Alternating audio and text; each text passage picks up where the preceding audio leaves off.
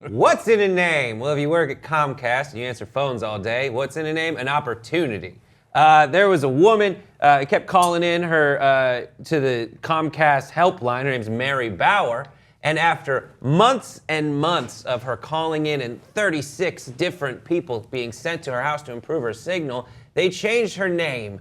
We have a graphic, apparently my favorite graphic of all time, with the quote on it, super bitch.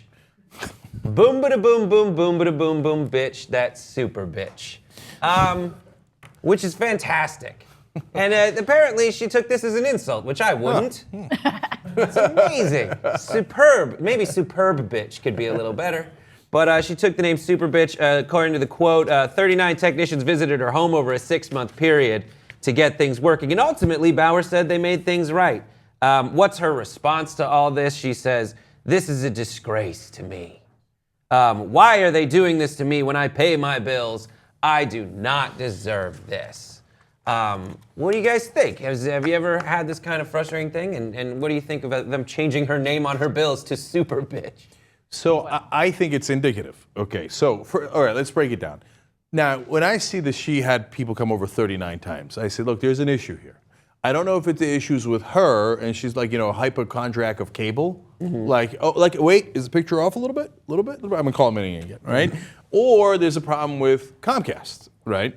And now since they kind of have monopoly power and they've done this many, many times before, I get the sense that it might be Comcast, right?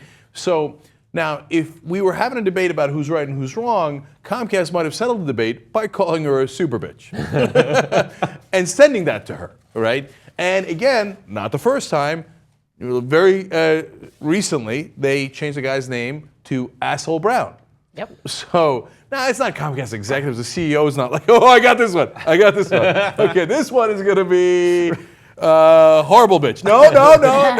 Let's make her a superhero. Super bitch. Right. No, it's individual workers, but it goes towards a culture of, we're not really going to fix it.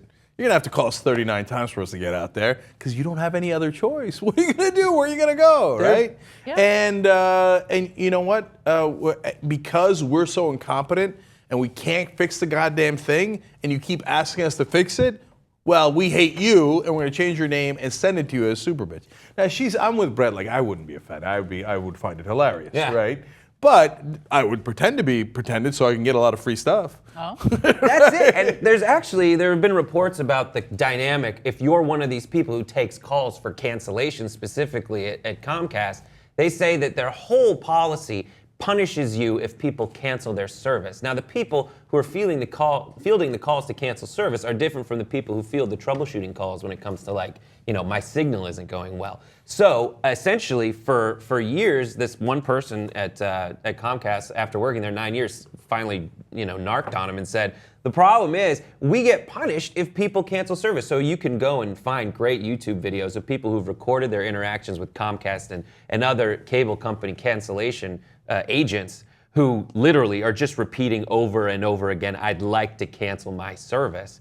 And just by virtue of how they have it set up to disincentivize people from letting the customers go, you just get this terrible, already frustrating, because you want to watch Downton Abbey and you can't. And if you want to change over to someone who will let you, they won't let you leave. Well, it's a difference in customer service. Obviously, they don't pay their employees that much and they don't have that much training, it sounds like, for them. And the training that they have is adversarial. It's the company against the employees that then pits the employees against the customer as well. So, I think it's a horrible customer service, and I don't see how this would possibly be improved with a merger between Time Warner and Comcast. No, but then if they had more monopoly power, Desi, they'd be better. Then magically it would turn, they'd be like, oh, this much monopoly power. Then we should be good to our customers. That'll solve everything. Yeah, of course it'll make it worse. Of course it will. Yeah. The problem was monopoly power in the first place. And you're right, the problem is that, and that's why these guys are changing the names and getting so mad at the customers, because the company's punishing them if the customers drop out, right? So then they take it personally. The employees do. The workers are, God damn it, you cost me money, right? So you're an asshole Brown, you're a super bitch, etc. No, but it's not her fault that you fucked up a reception 39 times. That's it. It's the thing. Is for us, 39 times with any customer experience, 3 times seems to be like enough is enough, but only with like your cable provider is 39 times. You're like, I'm not sure if it's her fault or theirs. You know? So weird. You know, I think a simpler way to handle this is she could have just, when she was paying her bill, just called them a name back. Hey, I'll pay my bill to Super Comcast or something, right? Comcast. And my cable provider is Chartered. I often sign the check Farter, just to get a That'll get them. They'll still cash little it. thumb Yeah. in the eye. Yeah. Meanwhile, someone actually named Farter is pocketing all this money. They've changed their own name. This guy who works for Charters, coincidentally terrible. named Porter. He's like, oh my God, Mono from heaven. Thank God for Jimmy. I couldn't come up with a good Yeah. Jimmy insult. Whore. Jimmy Whore. There you go. Why- It's almost as though someone's called you that before. It's kind of. I get lick my balls a lot.